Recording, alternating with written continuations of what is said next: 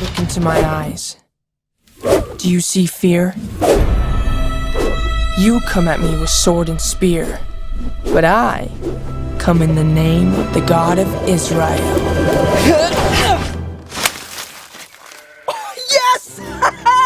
Right between the eyes! Did you see that? Anyone? Of course not. Okay then, one more time. Tally, not now! I'm trying to protect us from this Philistine. Whoa!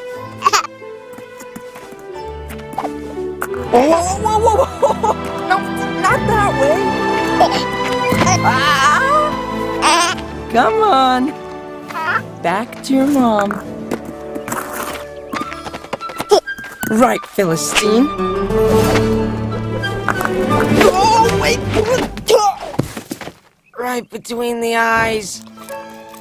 Oh, of course. That one you saw. Tally!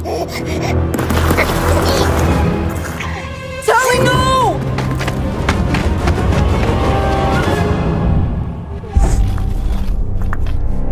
I'm coming, girl! Whoa, easy! Shira! I will bring her home safely.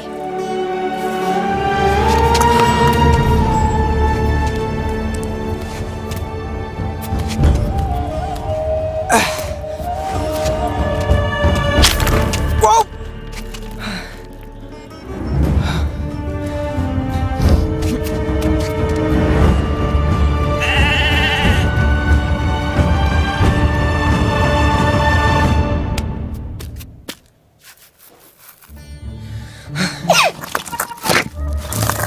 Tally, wait, no!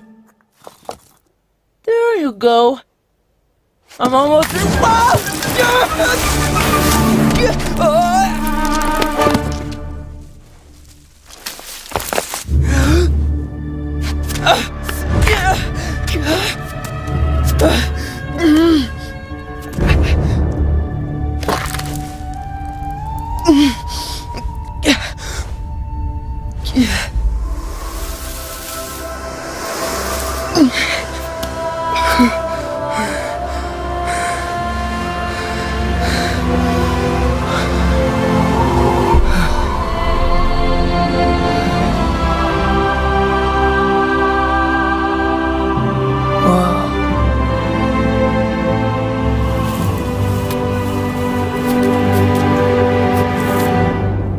Okay.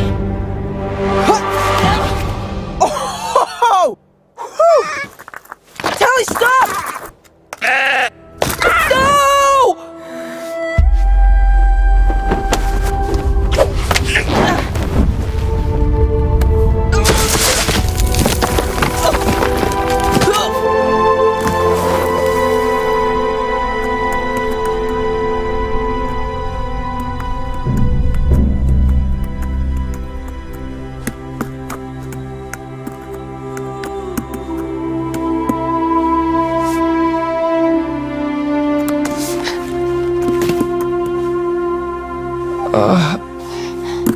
Oh, that doesn't help.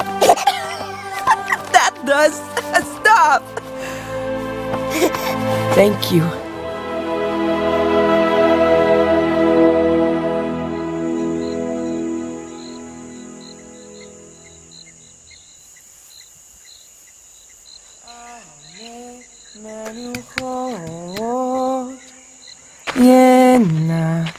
할래니 נפשי ישובב ינחני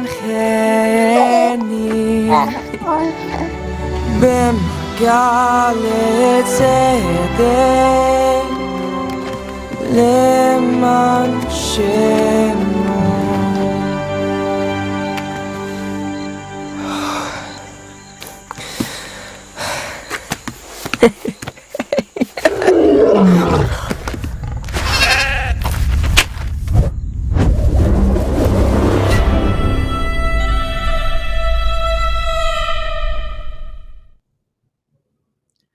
Welcome to this live stream about David, the animated feature film. We are just so excited to have you guys with us this evening, today, depending where in the world you are.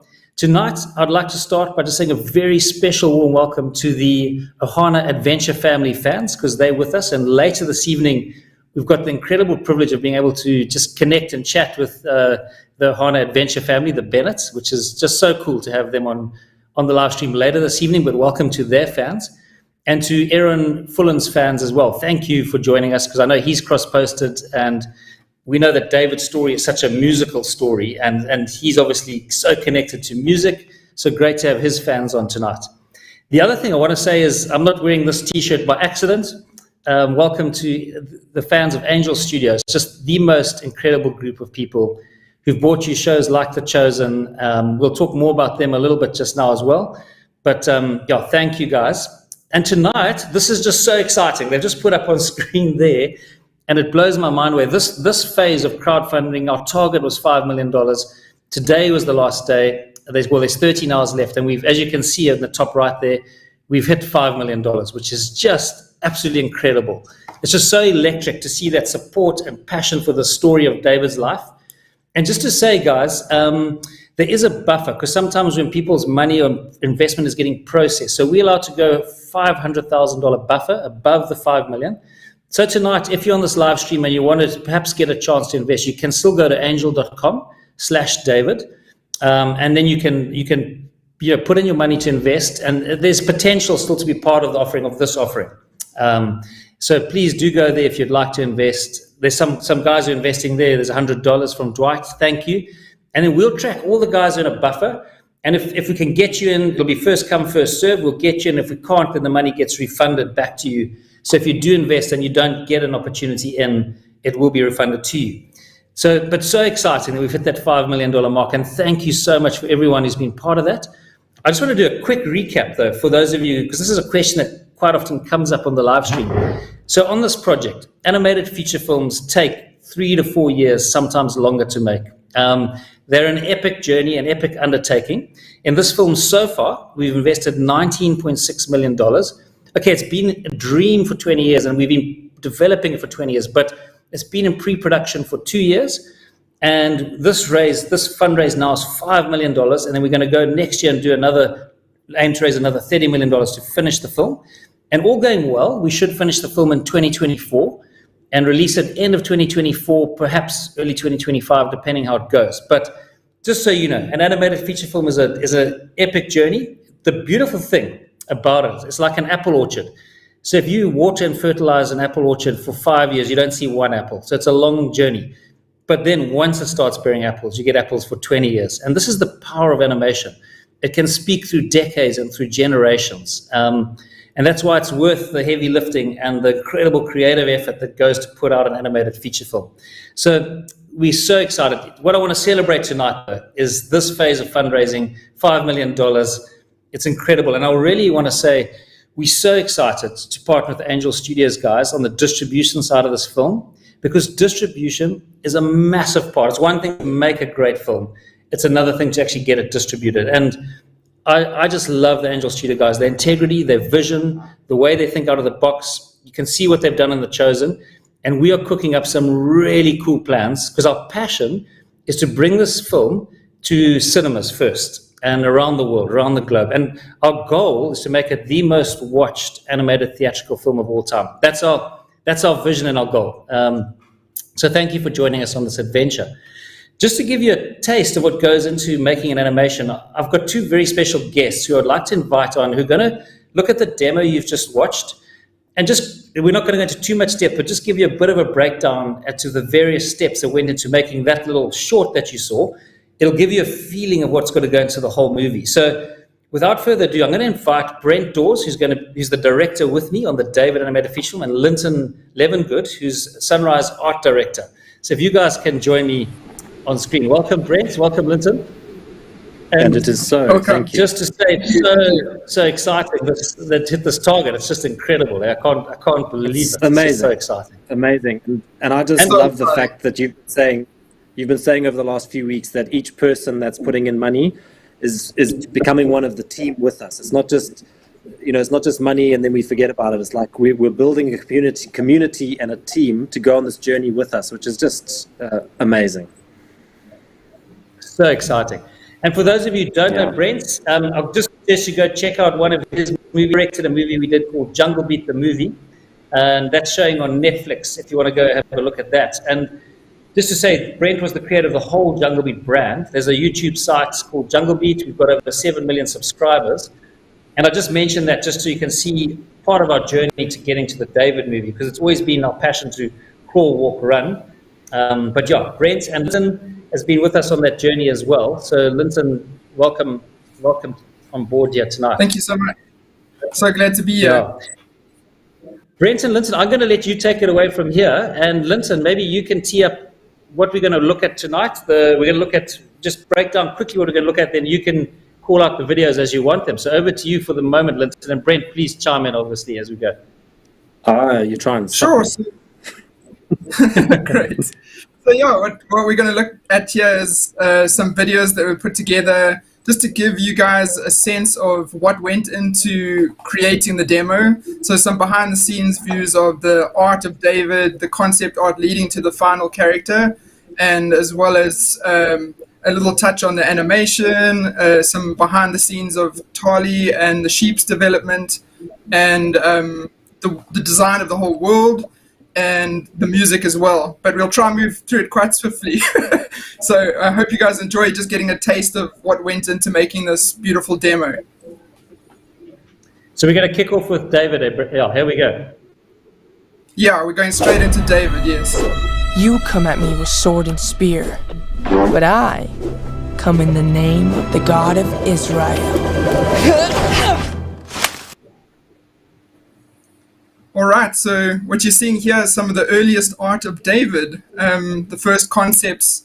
And the goal of concept art when designing characters is, as Brent has mentioned before, is casting. So you're basically casting the character. So the artists all shoot out and they start drawing different designs for the character. And eventually the director, Brent, will, who was Brent in this case, will see something in one of the artworks that really resonates with him. And in this demo, that image that you see there in color in the top left was the first image that Brent saw that really spoke to him as David. Do you want to say anything about that, Brent? Yeah, maybe we could just hop back to that image there, because there was just something. So this is, it wasn't colored up when I first saw it, and it was a lot looser. But there was just something that I found really endearing. It's like soft gentleness, but a strength to his face there. And it's one of those things. It's such a terrible thing to say as a director. I'll know it when I see it. What's an artist supposed to do with that? But this was one of those examples of, when I saw the image, I recognized David, and that's a really good sign to me. And it doesn't mean that was the final approved character design. It meant that they'd found an essence of a character that I really responded to, and we sort of held this image up against everything else moving forward. Even though the look changed slightly, it was like, does it still feel, do I still recognize David within that? And it's amazing to get that image. We actually got that image reasonably early, which was exciting, but it took a long time to then fine tune and get him all the way there. Yeah, and that's what you'll see as we move forward now.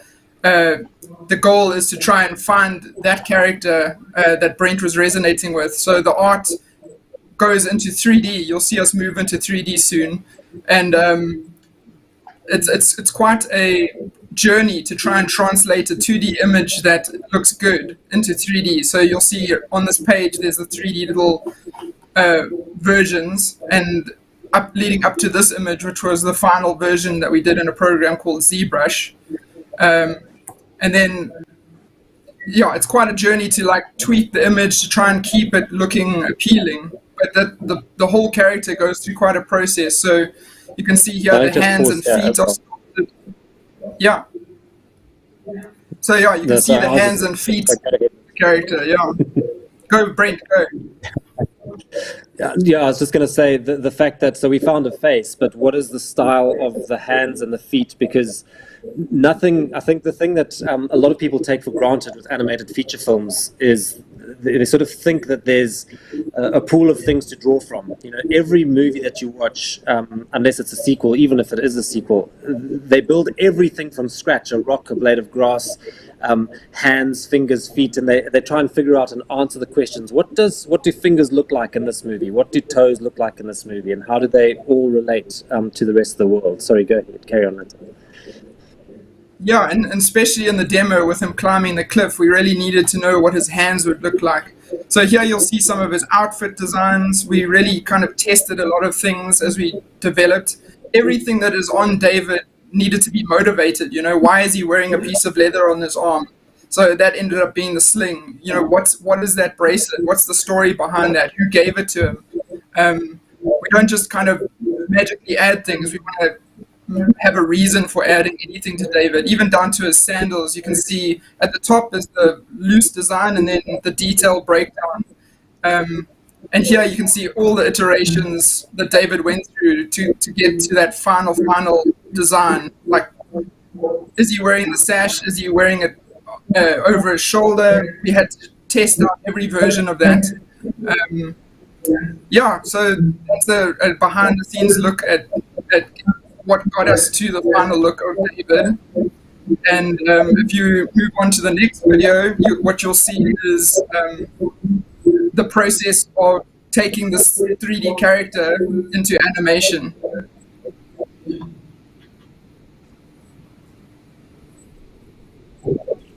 Of course not. Okay then, one more try. Sure.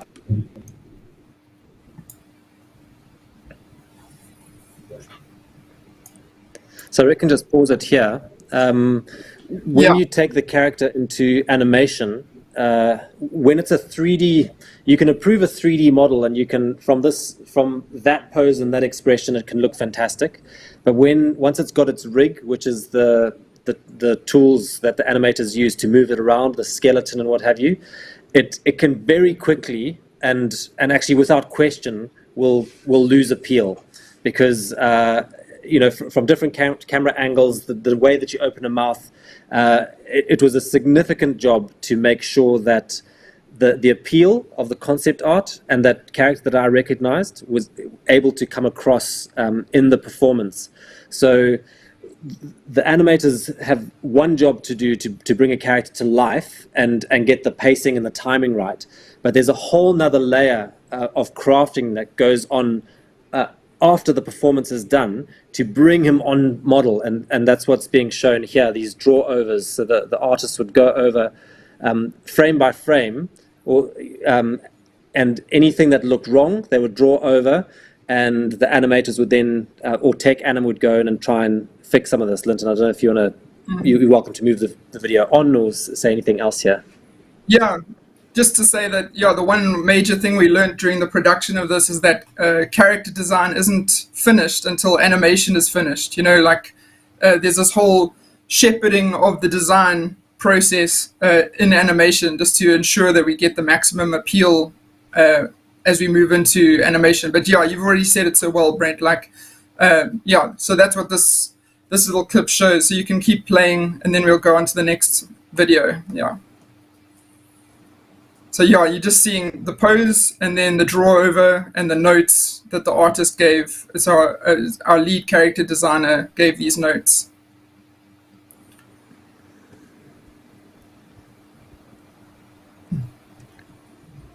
All right.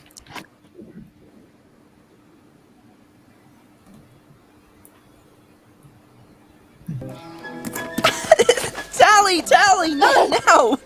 I'm trying to protect us from this Philistine.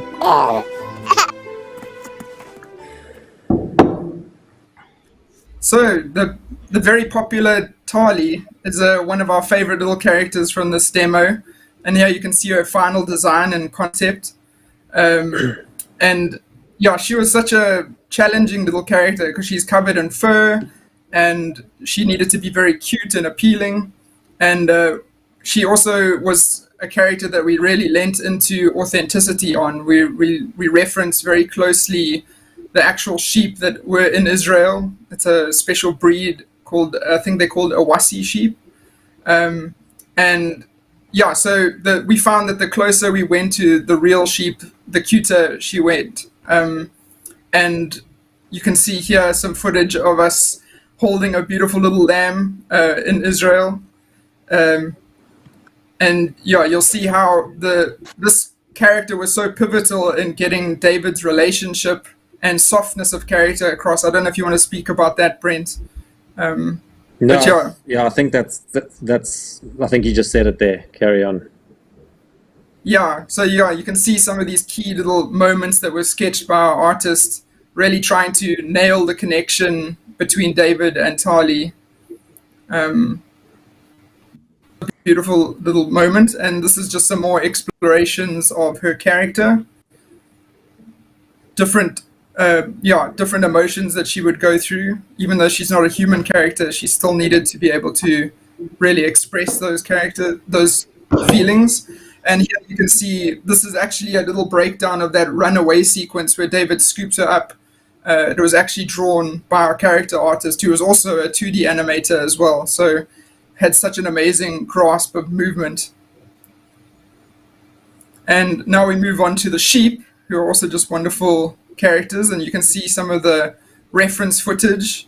Those sheep Can we just pause herders, here? those shepherds. I want to tell a little story. Yeah. Just to tell a little story here. So we went to Israel on the research trip, and we knew that the short was going to have sheep in it.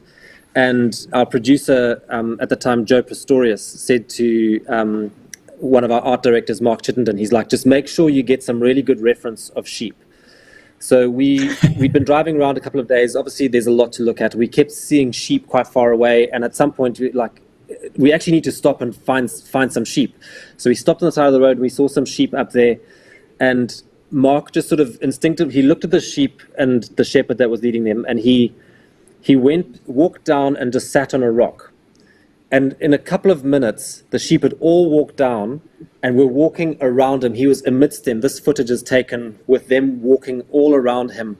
And it was just an unbelievable moment. The fact that, this was a specific thing we were sent to do. We hadn't been able to do it. And he just felt, he kind of just read the moment, went and found his spot, sat there and waited. And these sheep just all came around him. I just stood there. I was like, and I was so bummed because I was just so amazed by all of this. I was like, as they started walking away, I was like, oh, I should be taking video too. And I sort of quickly turned on my thing and started, but they had already started. But fortunately, he got the good stuff. So it was wonderful.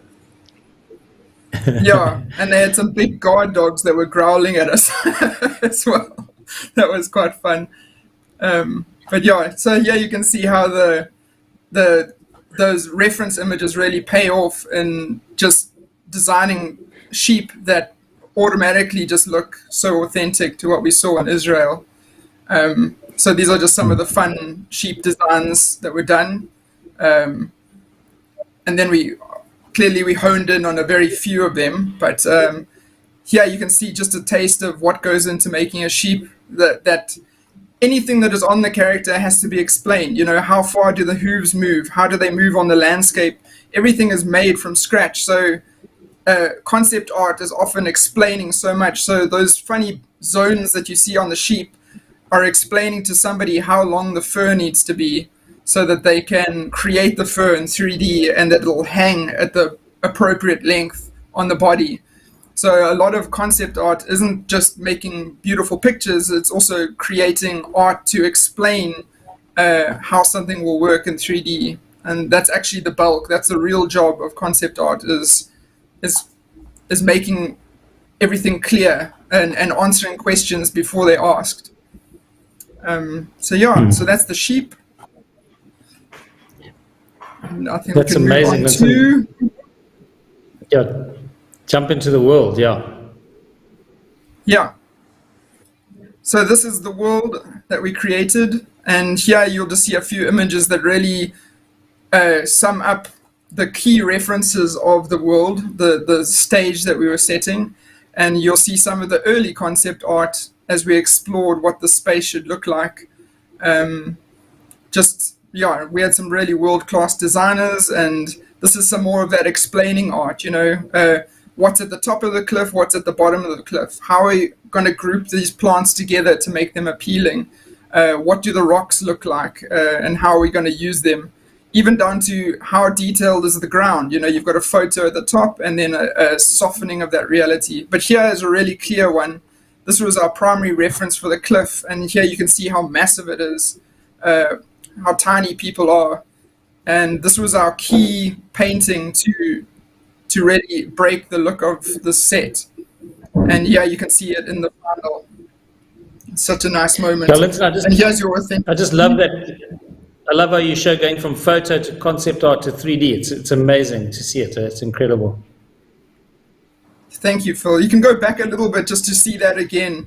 This is the level of reference that we went into. You can see Brent doing a bit of a test footage there as he climbs the cliff, and you'll see it actually flakes off. And we use that moment in the film. As David is climbing down, we actually reference this as he falls. And then the last part of the... as high up as David. Yeah, it was very, very realistic. And just to mention a little hectic thing is, like, we went back to this exact spot in a later trip to Israel. I have to. And there was a whole rock slide in this exact area. And so we couldn't have done it then, but it was just amazing, and really thankful that the rock slide didn't happen while we were there. So yeah, and the next phase you'll see is color keys, and I'll start talking about that ahead of time because it's just to explain it. Color keys is where we get our first glimpse at the lighting at the film. So here you see the whole of the short, but represented in a few little loose paintings. But these are our roadmap to the mood and the look of each shot in the whole short. And it really helps us track. So we want to figure this out as early as possible, and the best way to do that is with these little loose paintings. So those are color keys. And I'm not sure what comes after this. So after this, we're going to go to music. Okay, I'll so just quickly tee it up before we hand do. over to Phil and Brent. I was just going to say, so for those watching, we're going to just dive into a bit about the music on this demo, and then Brent, maybe you could talk a little bit afterwards about music and its role in the film. But I just want to quickly say about these color keys, Linton, that they're so crucial in telling a story. There's so much that goes into telling a story, not just what's happening, but the way you influence mood with color and music and camera angles. It all accentuates the message or the moment in the story. So these color keys are also key to storytelling out of interest. But let's jump onto the music, because we've still got quite a bit to get through in this live stream. And then Brent, you can chat about the music at the end of this little video. Yeah, well, can I tee it up before we go into it? Maybe just hold a second for me before we go there, because what I wanted with the music, David sings a little lullaby to Tali as he's bringing her back to her mother, and I briefed Jonas Myron, who's was the songwriter on this, and I said, I'd love it based off of Psalm 23, and I'd love it to actually be in Hebrew. Though the movie's going to be a musical, and we'll have a lot of I'm going to say Disney-esque musical numbers and English sing-along, but this one I was like, no, what would a lullaby to his sheep have been, And so Jonas wrote this incredibly beautiful, I'll call it a lullaby, of Psalm 23, and the composers of the score really latched onto that and used that to build their soundscape from as well. So I think the way that you're going to see it here is you'll hear David singing it, and then you'll see the orchestra that we got to play it. But just see if you can notice the refrains from David's little lullaby sort of echoed in the grand score. That's my preface, and we can go into it, I think.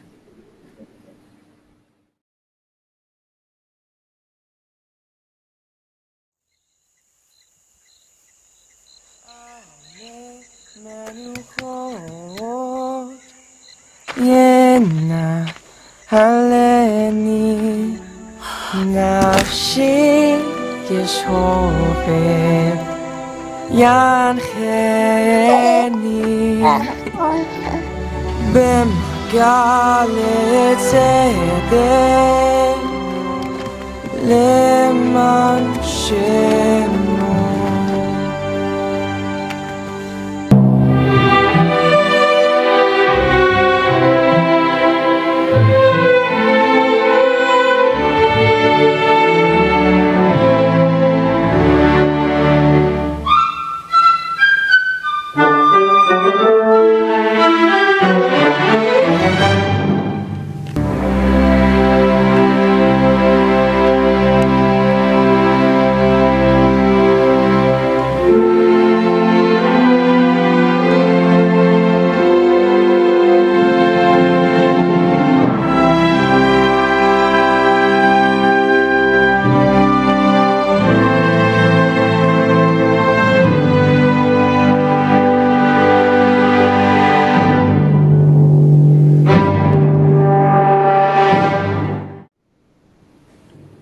And I just absolutely love this part of movie making because it's the one. So obviously, composing the music takes a while, but when it's all written and they put it in front of the orchestra and the orchestra all plays and it comes to life, it's so immediate compared to the rest of the animation journey. You know, so to get one shot out, it's got to go through so many departments. You know, animation like modeling, rigging, texturing, fur, lighting, you know, all these things that take, but then when you get to music, everyone gets in a room and magic happens. I absolutely love it. And speaking just a little bit into the movie, I'm so excited by the fact that this is going to be a musical, and furthermore excited by the fact that there's actually a story reason that there are songs in the movie. Thank you, Summer, for the $100 there. You know, David called himself Israel's singer of songs. He wrote more than half the Psalms, so it only makes sense that music would be a part of the telling of his life story. The very reason that he actually went into Saul's palace was because Saul needed someone to calm him, to play and sing for him and calm him. So the wonderful thing for me, and the challenge in writing the film, but a wonderful challenge, is let there actually be a story reason that there's a song, rather than just breaking out into song while he's doing the washing or something like that. You know, like actually there's a story reason that he sings, and of course from that sort of initiation or the instigation of a story moment, it'll break out into a much bigger number that everyone will get involved with. But it's just a great challenge and something that I'm really looking forward to bringing to life. Phil, what do you say? Joseph, That was great. thank you for that $10,000. Yeah, thank you, Joseph. And I've got another message just to say that during this live stream, there's been $131,000 going into the buffer already, which is just incredible. Wow. So that's amazing. We've got very exciting guests coming up, so I'm just going to wrap this up here, but just to say, does the lamb necessarily have to be this cute? But yeah, that was such a quick whirlwind tour through the demo and what goes into making a film. But the music side in particular is just going to be massively exciting on this movie, as you say, Brent, because it's so authentic to David's character and who he was. And like we've said on a few other live streams, if they can make a musical on P.T. Barnum's life, imagine what you can do out of David's life. It's just incredible. So, yeah.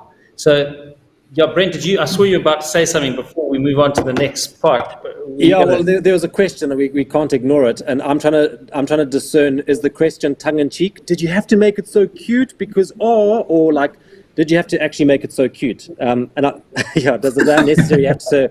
So I'll answer it both ways. One is if it's a tongue-in-cheek question, then of course we had to make it so cute. But if it's a question, sort of quite a serious question, there was a very interesting thing that happened while we were creating the demo. And we must remember that we're operating in the space of animation, where we're going for broad appeal and trying to really reach a wide audience. To start with, David was rescuing a sheep, and there were a number of people in the crew that were like, I don't like him. You know, he just doesn't appeal to me. And I was like, why? He's such a nice guy. And they're like, yeah, but he's just too perfect. He's this and that. And then I did a version where he was rescuing a lamb. And they said, oh, I like him now. Literally like that. Not much else had changed. Just the fact that he was rescuing a lamb. And it was mainly the woman in the crew just suddenly had much more of a heart towards David because he was rescuing a lamb. And it was just really interesting to pay attention to that. And I was like, well, okay, if the decision between rescuing a sheep or rescuing a lamb brings in a wider audience, then let them rescue a lamb, you know. And it's cute because like lambs are cute, fundamentally and intrinsically. Yeah, and we've had so many. Thanks, Christy, by the way. We've had on every live stream, Tali has just become one of the favorites of the show. So I think she's going to be a great part of the journey. But one other little thing to say, which I'll say because it actually also was a key moment for us. When we were designing it, we actually did go too cute, a little bit too cartoony cute. And we've got a great friend of the show who was really actually pivotal for me and my journey in directing was Glenn Keane, who is a legendary ex-Disney animator. And he's not attached to the project. He just sort of offered advice out of the goodness of his heart and just followed our journey. And I sent him some of our lamb designs and he wrote back, he's like, Brent, those are cute, but are they authentic? Do they live in the world? You know, he's like, lambs are the most gorgeous creatures. And that's what helped us, again, go back to our research, to go back to look at actually lambs and redesign it. You'll have seen in that video, there was a phrase, Linton, what was it? Redirect or I can't remember. Course correct. Redirection. Yeah, course correction. Yeah. There was a course correction that happened because we'd gone quite far down production and we got these notes from Glenn, which really resonated. And we were like, no, he's right. So a lot of thought and discussion went into that lamb and is ongoing, actually, even as we go into the feature film. It hasn't stopped yet. That's amazing. No, but Brent and Linton, thank you guys. You are two gladiators on the journey with us, and I really appreciate you both. And thanks for joining us tonight. We're going to move on because we've got some other guests joining us. But yeah, thank you guys, and really appreciate Thanks your so time. Much. It's been great. Yeah. Thanks, everyone. Thanks so much for having us. Thank you, everyone. Thanks, guys. Cheers. Cheers. To everyone on the live stream, before we welcome our next guests, who are the Ohana Adventure family, I just wanted to say something. In Acts 13, verse 22, it says, I found in David, son of Jesse, a man after my own heart. And one of the reasons we wanted to tell this story is because if we can tell David's story beautifully and well crafted, I think it gives people a glimpse of God's heart, this adventurous, expansive, kind, beautiful personality beyond imagination of God.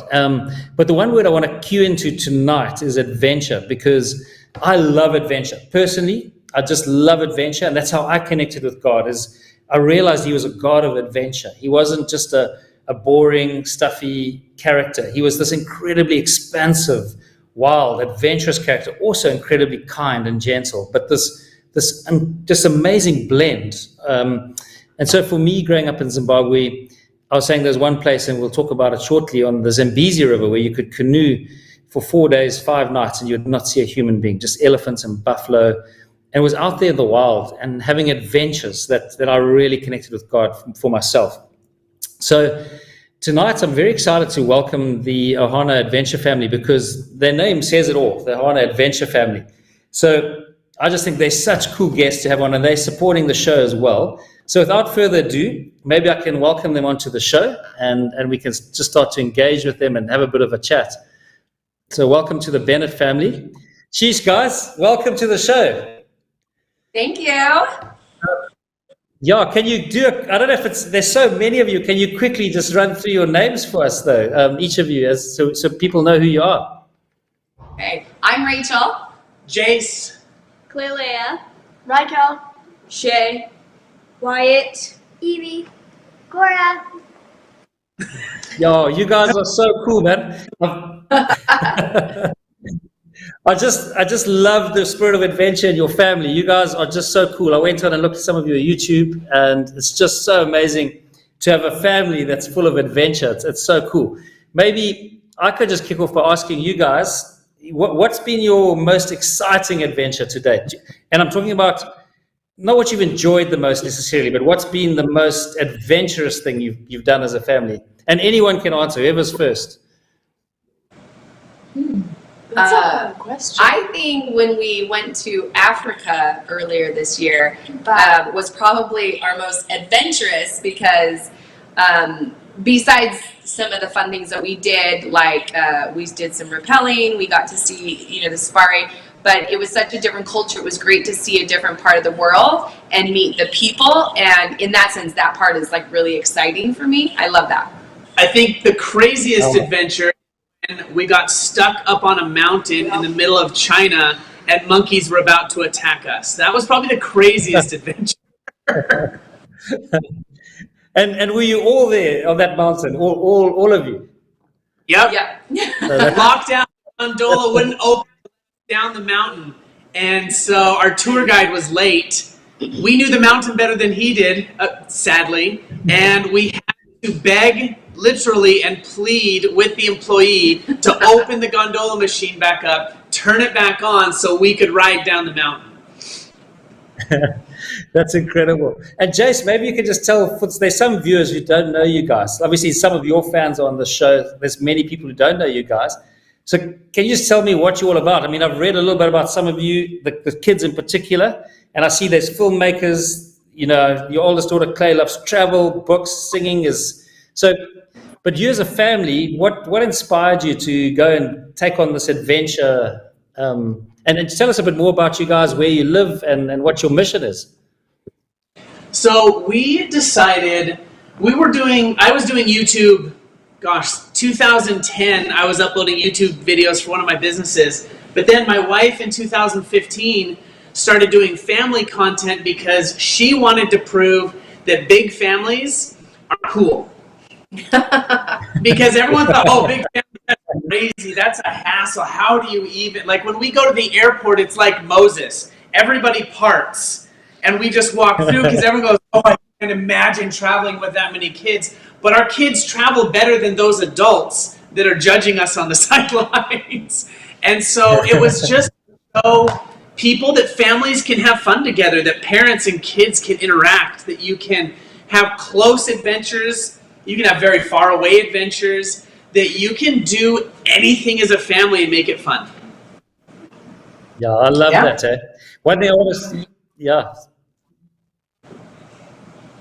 I was going to say to you guys, so I believe you guys live in Hawaii, and just so you guys know, you guys know geography well, but if we took a knitting needle and put it through the globe, Zimbabwe, where I was born, could not be, is literally on the other side of the globe to you guys.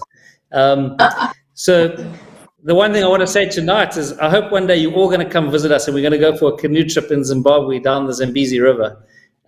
So you've now got a friend.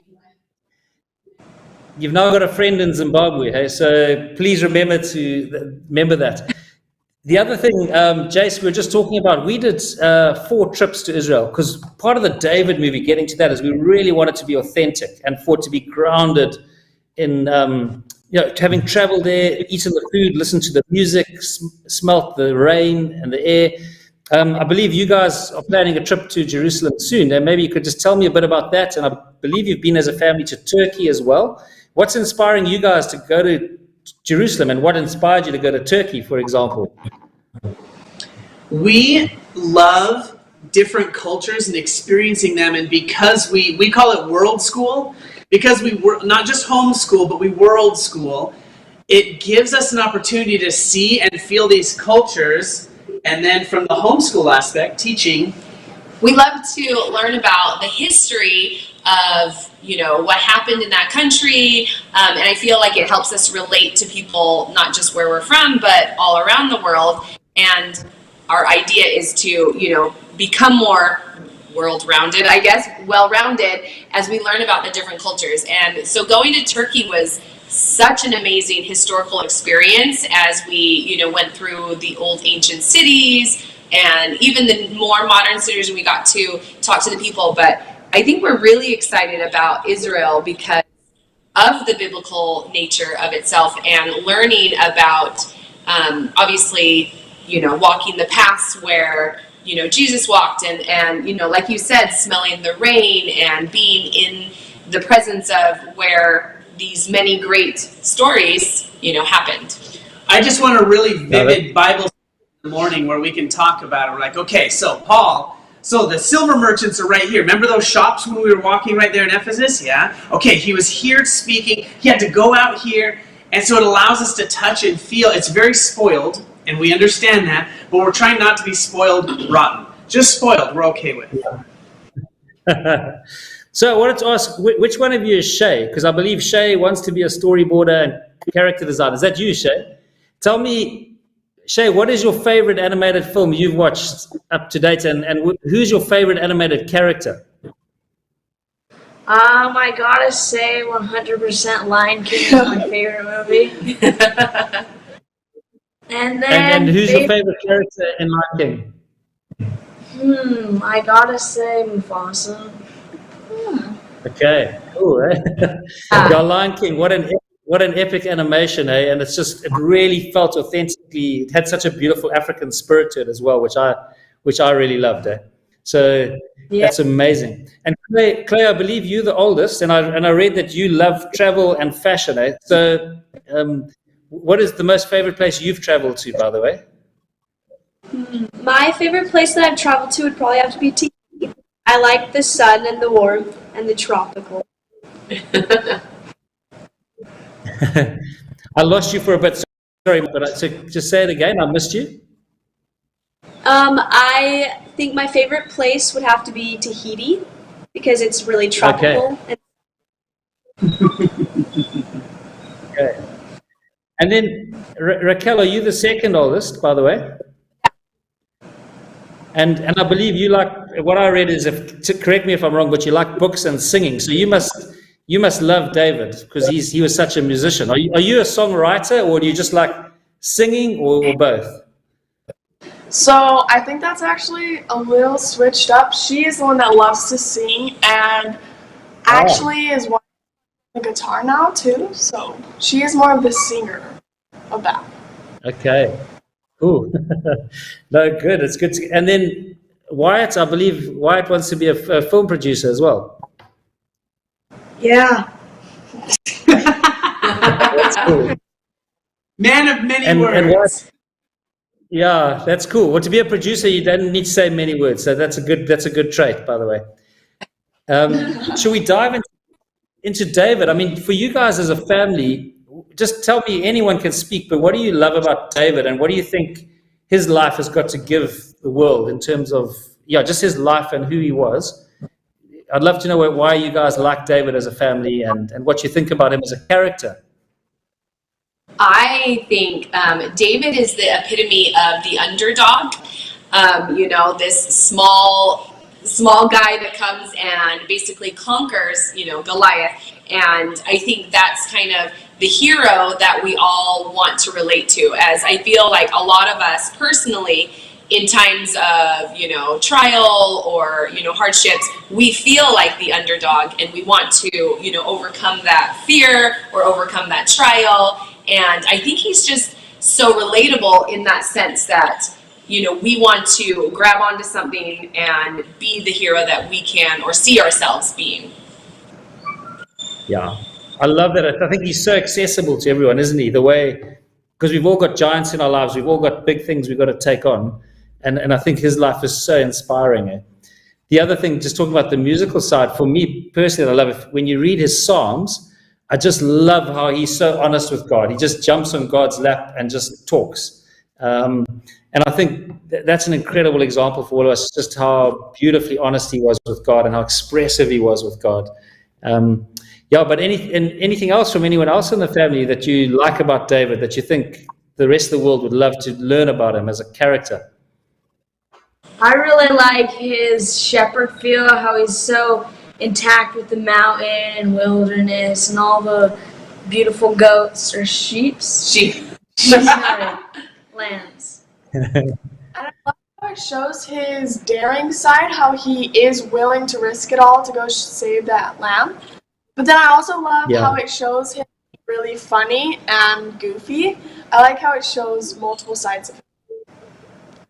Yeah, that's cool. I love that. There's a very cool thing, like you're saying, when he was going to fight Goliath, he said, I fought the lion and the bear. And so he had already walked with God and fought the lion and the bear. And you guys have been to Africa. I mean, I've watched a couple of times a lion charge across the Zambezi Valley, and it's an incredible sight. The power of a lion, and to think that David fought a lion and a bear, it's incredible, So, and just going back to what Shay was saying about him being out in the wild, I read a beautiful thing of Eugene Peterson's that said when he went to the Valley of Eli, he'd come from the wild, he was so connected with God. And when he went into that Valley of Eli, he had a God-dominated imagination, and everyone else had a Goliath-dominated imagination. And I think, like you're saying, Shay, he got that from being out under the stars and connecting with God. And that's why I love you guys as a family. I think all the adventures you're going on and seeing and hearing different things is connecting you with God and his character in a beautiful way. Yeah. So, sorry, you were going to say... Oh no, I was just saying thank you. I think like that's definitely part of our mission as, we try to bring family goodness and family content out to the world as we adventure and adventure in our home and out. That is actually one of our family goals is connecting with God and, bringing him more closer to ourselves as well as, our family. So I love that. Yeah. That's incredible. Can I ask the two younger members of the family, and if I've got my facts wrong, please just tell me, but Evelyn and Cora, is that your names, by the way? Yes. My name is pronounced Evelyn or Evie. Oh, thank you. That's cool. And tell me, I read both of you like soccer, and you like dolphins, and Cora likes puppies. So I want to ask you guys, did you like the little lamb on the demo? Yes. Super cute. No, that's cool. And I'm sure you get a lot of dolphins in Hawaii, but obviously we've also got a lot of dolphins here in South Africa. And I'm on the coast at the moment, and today we saw a massive school of dolphins. So you'll have to come to South Africa as well and see the dolphins here. Do you get a lot of dolphins in Hawaii, by the way? Yeah. They're seasonal, so that it would be like more winter. So like right now into like March, I guess, a little bit more their time. Unless you get offshore quite a bit, then they're always there. Whenever I go fishing, they're so smart. They'll steal the bait right off the hook while we're fishing, and it always makes me nervous to catch. Never, ever, ever have I caught a dolphin, but they have probably taken at least 100+ times my bait. So, yes, dolphins. They frustrate me. And another question for you guys. Do any of you surf, considering you all live in Hawaii? Are you surfers, any of you?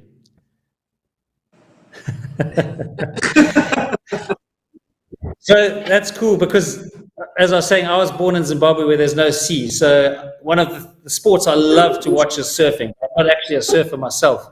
But the one thing I was thinking about surfing is that God creates the waves and we ride them.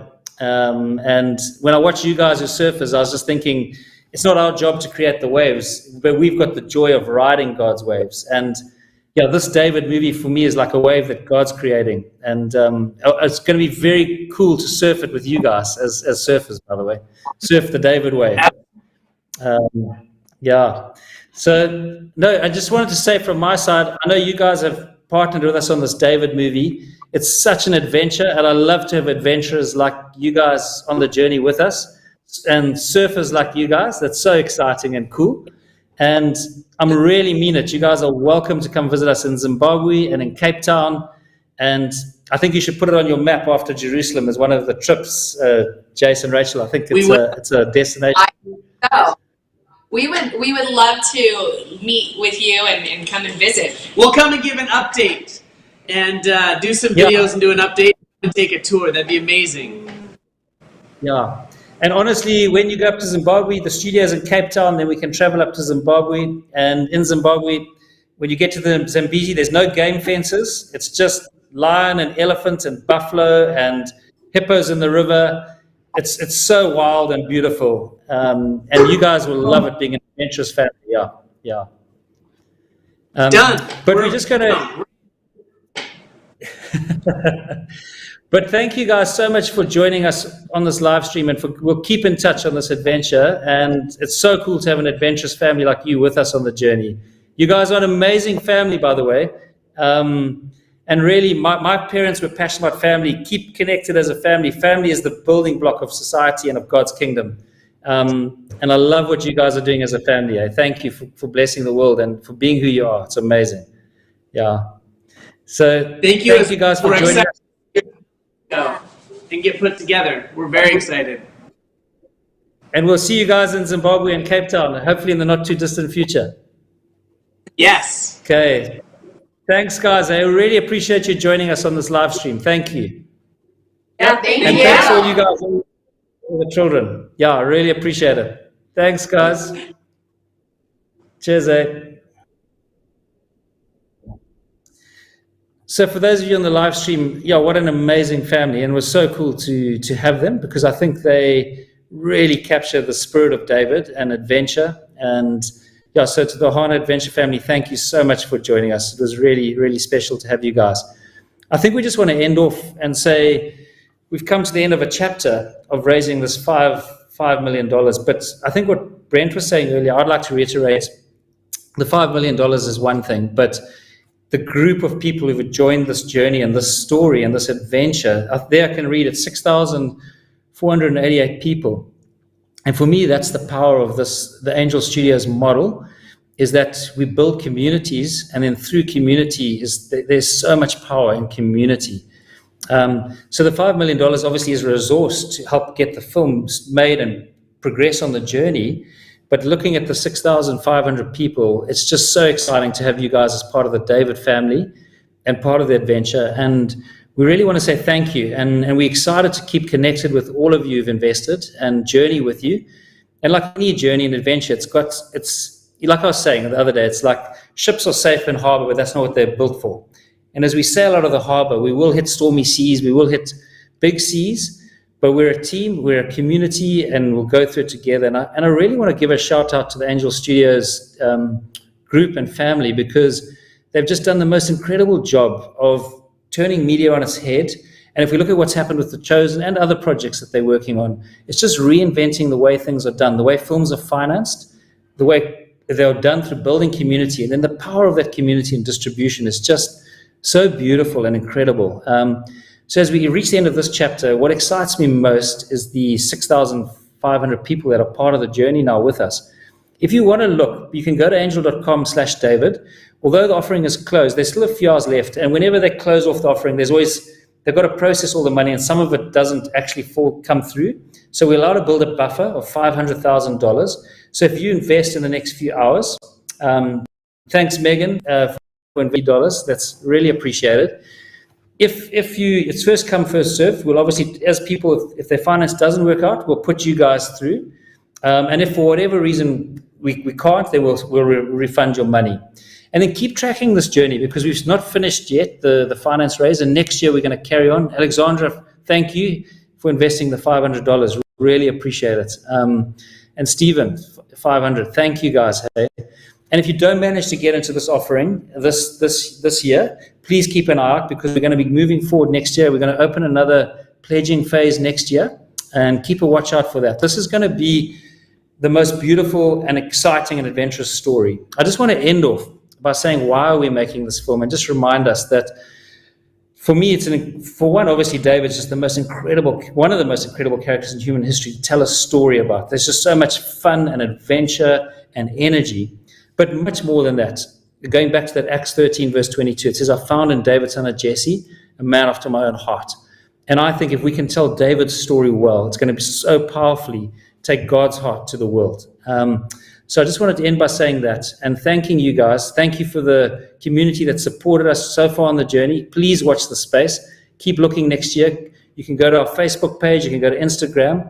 And end off again by just thanking Angel Studios for being the most wonderful partner on this journey and on this adventure. We're going to close there, but I just want to say thank you, and thank you, God, for joining us and being the person who's actually leading this whole vision and leading this film to where it's going.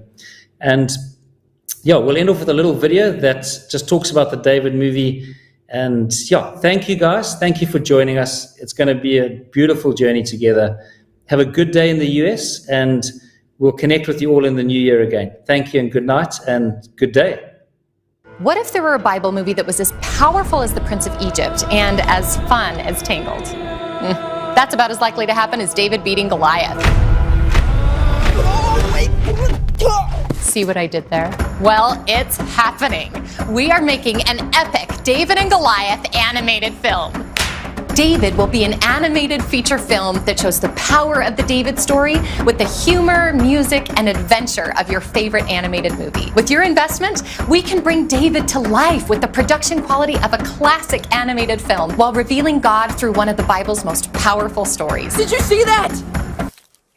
Anyone? A group of filmmakers in South Africa called Sunrise Animation Studios has been carefully assembling the right team to make David. This David project has already generated $19 million in investments and inspired some of the world's leading animation film professionals to leave major Hollywood studios and be a part of this story. The Sunrise team includes senior contributors to movies like Moana, Monsters, Inc., Soul, and Big Hero 6. As well as Grammy Award-winning composers. Basically, David is the answer to the question, what if the best Bible stories were told by the world's best animators and musicians? Click the link to learn how to invest in David today. David tells the story of a young shepherd who gains fame as a musician and a warrior for the king. I'm trying to protect us from this Philistine. He shows the viewer what it truly means to be a man after God's own heart. David is the original underdog that has gone on to inspire the greatest underdog stories of all time. Don't believe me? Just re-watch Harry Potter and Star Wars. Instead of using magic or the Force to defeat giant villains, David uses the power of God to overcome a literal Goliath. And he reminds each of us that we're the underdog of our own stories. And through God, all things are possible. David's story has never been told on a cinematic level. And to accomplish that, you need a combination of a good budget and good storytellers. The faith community has the right storytellers, but most independent Bible films look like independent Bible films. But with your investments, combined with the storytelling prowess of Sunrise Animation Studios, we are finally telling David's story in a way that belongs on the silver screen. And, did I mention, it's a musical?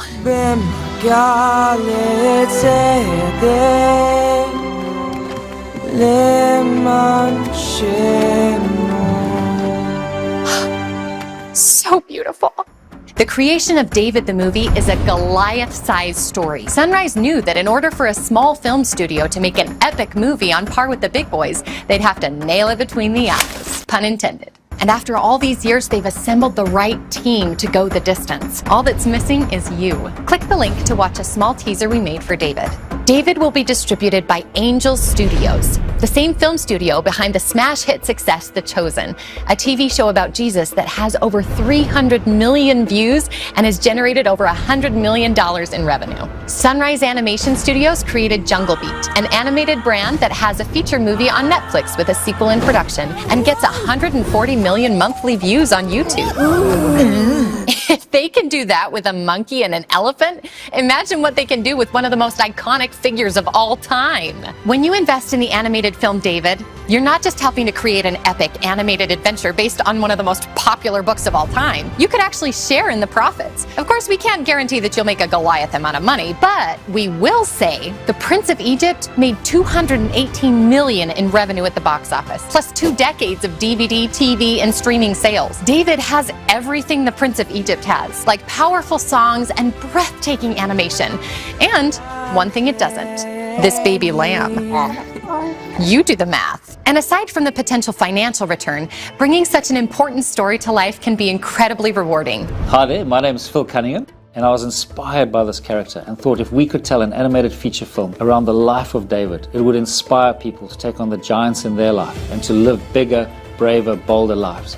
David has the chance to be the next big movie that every kid, parent, and Pixar fan will fall in love with. Click the link and invest today.